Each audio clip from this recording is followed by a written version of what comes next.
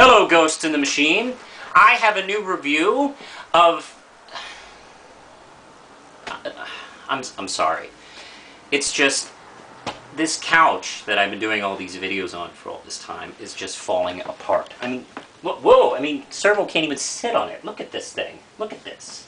You know, I have to deal with this all the time. If there was just... only if there was someone who could help me. Maybe I can help. What? Well, who are you? I'm Clarence the Great.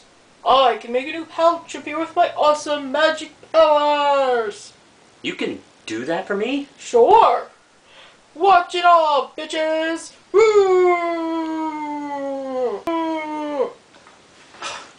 That is amazing! Look at this! Thank you, Clarence. You're welcome. It was just a sample of Clarence the Great's power. This is incredible. Is there anything else you can share with our viewers? Yes.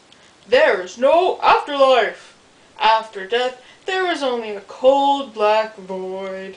Well, Clarence the Great, everyone. Let's give it up for him. Now, where were we? I think we were doing a review or something like that. Oh, yeah. It's the Mystery Science Theater 3000 Volume 22.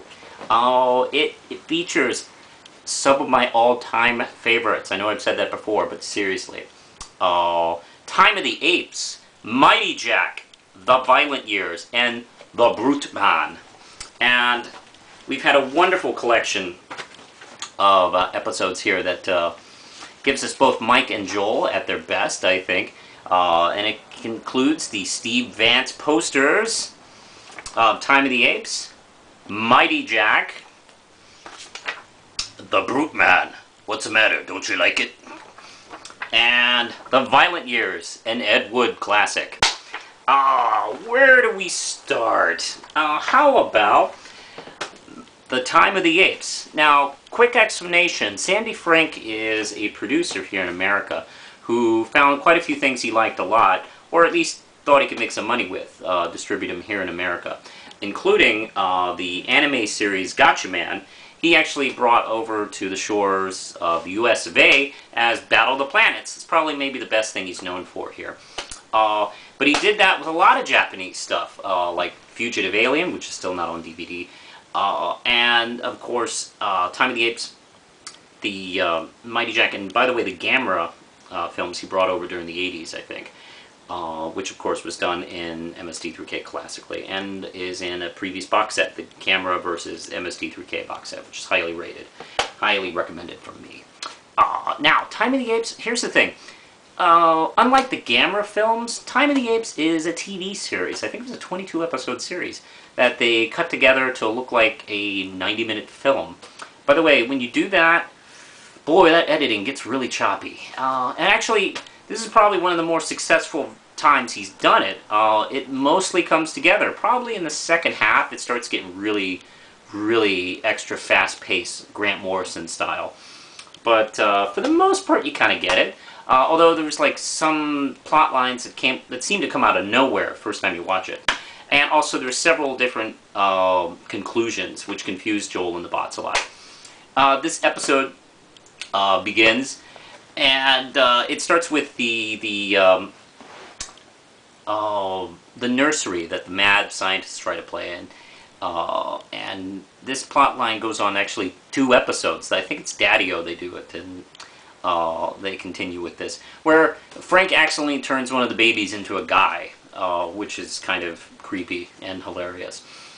And the episode goes, it starts out riffing on, of course, the usual typical bad dubbing that all this Japanese stuff has, but then we go straight towards the crazy future with the apes and the ape masks, whose mouths don't move. It's quite funny. Even if you include the dubbing, the mouths don't move a lot.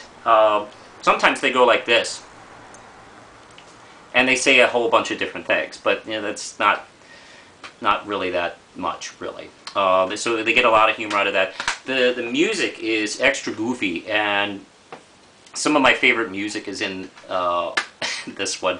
As well as like Goto, who's actually probably one of the best heroes of any of the Mst3K movies. I mean, he gets the job done. He's pretty brave and looks cool and isn't stupid like a lot of Mystery Science Theater heroes are, actually. Now, this episode is probably my third favorite episode of all time. All 10 seasons, actually. There have been episodes where if I want to get you into the show, I will show you Manos, I will show you Gamera vs. Giron, and I will show you Time of the Apes. I think these episodes are perfect. You can just get this box set and not even watch the others. This is highly recommended. The riffing is so funny in this episode. Now, let's move on to Mighty Jack, which is another Japanese TV series that was adapted or cut together or whatever, chopped up. How about Mutilated by Sandy Frank and turned into another film. This one doesn't fare as well as Time of the Apes as far as like how well it comes together, because there was a lot of stuff going on, so it is hard to keep up, and that is often made fun of in the episode. Also, there's a lot of like it's like James Bond with super Japanese sci-fi mixed in as well. So there's like these flying ships that go underwater and in the air, and missiles and all sorts of clever Japanese sci-fi stuff mixed in with sort of the James Bond stuff of the '60s. It's an interesting show, I would imagine. Matter of fact, there's even one line that Tom Servo says where he was watching Mighty Jack and couldn't help but think, what a cool movie this would make. Now, the riffing I also enjoy on this one too. This is Joel, and oh boy, there's so many good jokes on. There's several different cultures going on here. Japanese, Italian, German guys, and I think French too. It's all over the map, really. One of my favorite recurring jokes in this episode is the old guy who is in charge of Mighty Jack. He's smoking a lot in this episode, especially in the first. So they constantly suggest he's smoking something other than nicotine. There's constant weed jokes in this every time he's in a scene. This is quite good, by the way. Love this episode a lot. It's probably maybe my second favorite episode of this one. I think this is highly underrated episode, actually. I don't hear many fans talk about this one as much, but highly deserved. Love it. And let's go on to the Mike years. Now, here we go with, I think this is the third and final Ed Wood film, or I'm trying to remember. Bride of the Monster was first, and then they did The Sinister Urge, and then this one. I can't remember if this was before or after The Sinister Urge. Well, this is one of the two Ed Wood films, which Mike did two of them and Joel did one. Anyway, this one is about this. This is about a girl gang that kills people and robs gas stations and rapes men in the park, and it's adorable. And their leader basically gets her motivation out of being neglected by her wealthy parents. But if you watch the film, they don't really seem that neglectful to me.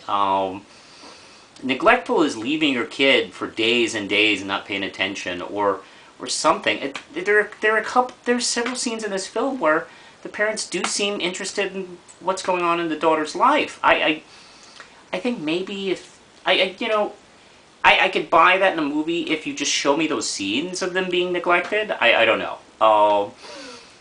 But let's see. This one also has some of my favorite moments. The opening sketch with Mike and the Bots is Servo wanting to get a new head, and he gets a ventriloquist dummy's head, and it's hilarious and creepy.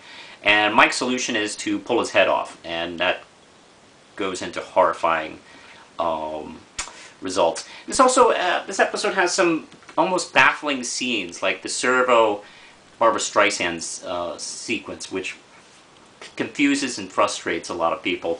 I remember when I first saw it, I had no fucking clue what Kevin Murphy as Servo was doing. Oh, he's basically standing behind a desk with this servo with a blonde wig on, and just screaming and crying for 2 minutes. It's almost like a Family Guy sketch, actually. And I remember watching that for the first time thinking, I'm watching a grown man hide behind a counter and just scream for network TV. That's shown all over the world. I loved it. And it's basically making fun of Streisand's tour during the mid-90s. And supposedly she had a lot of emotional moments and stuff like that. And then there was another episode, another scene where Frank and Forrester come up with their own radio station that plays country music, and it's called Frank. What a genius idea! What a weird thing to call a radio station Frank. Now here's the thing. They're making fun of the radio station's Bob, the Bob Network, which there are several, from what I understand, in the country. Matter of fact, before Bob came to my area with a radio station, this episode aired like 2 years before. And I sort of I did a little research at the time to find out that there was a station in Minneapolis that was like, it was Bob. And then Bob came to my town. And so I can't listen to that station without laughing my ass off, because it's the same kind of pitch. Do you have a Bob in your area? And what do they play? Do they play New Country? I don't know. But this is a fantastic episode. Actually, you know, forget about Mighty Jack. This is my second favorite episode. Then Mighty Jack is my third. And that doesn't mean the Brute Man isn't any good. The Brute Man with Rondo Hatton. He was probably maybe the last new Universal actor that came along, and he had been disfigured. And it's a long story, but basically he made it into the movies. And because he had such a crazy face, his face had been damaged and lengthened, and it just looked really deformed, and it was very memorable. So, hey, let's put him in movies. So he played killers, usually named the Creeper, in each of these films. And The Brute Man was his last film, by the way, which is oddly based on his life in a way, except it's a revenge film. And it's quite dreary, but it also does that thing that a lot of 40s films do, 40s and 30s, where it has like dreary subject matter, and then the end ends on a stupid joke. I mean, can you imagine if they did that today? I mean, what if Seven ended on a dumbass joke? Like, you know, we had that thing with the head in the box, and, you know, Brad Pitt's life is destroyed, and then the chief talks to Morgan Freeman, and, you know, he says some kind of stupid joke, like, well, if you need me, I'll be at Jack in the Box. Wah, wah, wah. No one would see that film again. We'd walk out of the theater going, what the fuck did I just see? That's how they usually ended films in the 30s and 40s. I'm getting off subject here. This is a episode with Forrester's mother, too. This is one of the season 7 episodes.